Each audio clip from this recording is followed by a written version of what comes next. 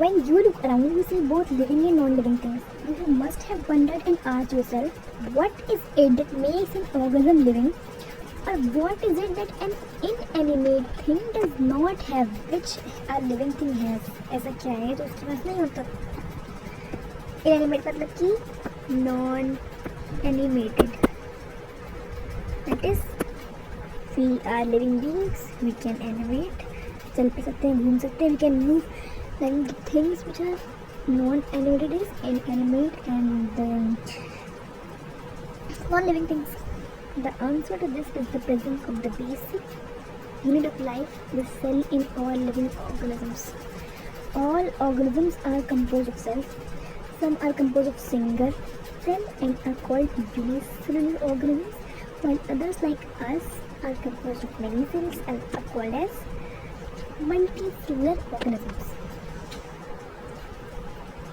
Unicellular organisms are capable of, first of all, independent existence अपने आप से, and performing the essential functions of life, that is digestion, egestion, reproduction, excretion, respiration.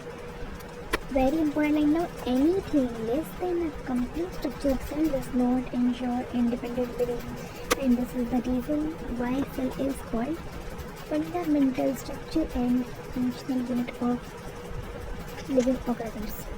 इसको assertion reason के base question base पर पूछ सकते हैं. Mark के टेस्ट को मार्क कर लेते हैं. assertion reason क्वेश्चन टाइप्स में ये आएगा ना.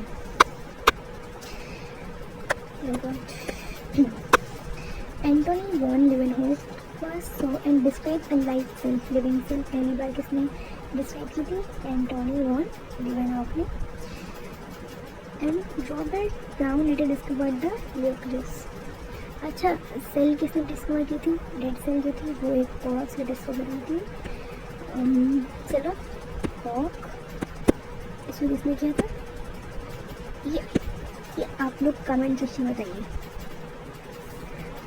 ठीक है, इसको नेक्स्ट वीडियो में डिस्कस करेंगे. उसके बाद Robert brown later discovered the nucleus. The invention of the microscope and its improvement leading to the electron microscope revealed all the structure-based rules of the cell. In fact, the secrets revealed all the secrets of the cell. So, and the important thing is that the person who first saw the living cell is the only person for the discovery of electron microscope, that is your Anton von Leeuwenhoek. Now, cell theory. In 1838, Matthias Seidel, he is a German botanist who examined, क्योंकि वो botanist है. पहली बार German ये भी है और आगे हमारा थ्योडोर श्वान आएगा, वो भी जर्मन है.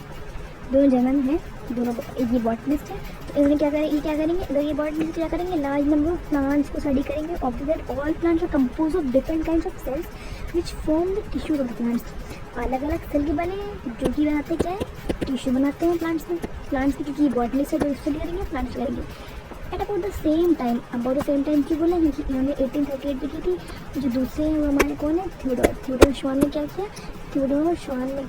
1839 में, मतलब इन्होंने 1838 में क्या किया था? कौन थे वो? नाम बोल गई. मैथियास साइडल. इन्होंने कौन थे? बॉटनिस्ट थे. इन्होंने किस पे स्टडी की थी? लार्ज स्केल ऑफ प्लांट्स पे.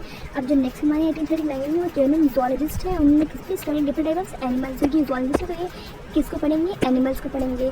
And reported that cells had a thin outer layer which is known as plasma membrane. Animals में सेल वॉल नहीं होती. He also concluded, based on his studies on plant tissues, that the presence of अब ये zoologist ने मतलब animal पर study की, अब इन्होंने साथ ही साथ प्लांट टिश्यूज स्टडी की. और उन्होंने क्या कंक्लूड किया? Based on his studies plant tissues that the presence of cell wall is a unique character of plant cells. मतलब कि ये एनिमल्स में नहीं होता. एनिमल्स में तो डिलिमिटिंग लेयर हमारी क्या होती है? प्लाज्मा मेम्ब्रेन होती है. On the basis of this, Schwann proposed the hypothesis that the bodies of animals and plants are composed of cells and products of cells. इसमें क्या बोलते हैं? Tissues. Products of cells क्या बोलते हैं? Tissues. Now, Seidel and Schwann together formulated the cell theory. This theory, however, did not explain as how do new cells were formed. उन्होंने तो कह दिया कि सेल्स से बनते हैं प्लांट्स और टिश्यू से बनते हैं, एनिमल्स बनते हैं, लेकिन सेल्स कैसे बनते हैं ये किसने हमें दिया? ये थ्योरी में किसने दी? ये पता नहीं पाया हमें. तो ये फर्स्ट टाइम किसने एक्सप्लेन किया, रुडोल्फ रिचर ने। कब किया, 1859 में। हमारा वो क्या था, 1838 एंड 1839। लेकिन अब इसके बाद जो सेल्स थ्योरी जो कंप्लीट हुई कब हुई, 1855 first explain the cells divided and new cells are form from pre existing cells, जो इनकी लैंग्वेज में बोलते हैं हम लोग, कैसे बोलते हैं, ओमनी सेलुलर ई सेलुलर। इसका मतलब होता है new cells arise from pre existing cells. Now he modified the cell theory, he modified the hypothesis of Friedrich Schwann to give the cell theory a final shape। अच्छा, अब final shape दिलाए, क्योंकि इन्होंने आगे भी इन्फॉर्मेशन दी अपनी and से, उसको कंप्लीट किसने किया, रुडोल्फ रिचर ने किया। अब किया 1855 में किया। और इसके स्टेटमेंट्स क्या थे, all living organism are composed of cells and products of cells. ये प्लूरल किसने दिया था, ये दिया किसने था, श्वान ने किया। इसमें किससे है, आई एम सॉरी, ये है स्पाइडर का। ठीक है, रिसर्च जिन्होंने की थी ये स्टेटमेंट, उसके बेस पे, दोनों के रिसर्च के बेस पे ये स्टेटमेंट किसे दिया, मैथियास स्टाइडर ने दिया। जो उन्होंने कब रिसर्च किया था, 1838 वाले जो था इन्होंने दिया। All cells arise from pre existing cells, ये किसने दिया, किसने मॉडिफाई किया, आप लोग कमेंट सेक्शन में बताइए कि सेल थ्योरी को मॉडिफाई किसने किया और कब किया। और इन्होंने ऐसी क्या स्टेटमेंट दी थी जिसका मतलब ये होता है, all cells arise from pre existing cells. मिलते हैं अपने नेक्स्ट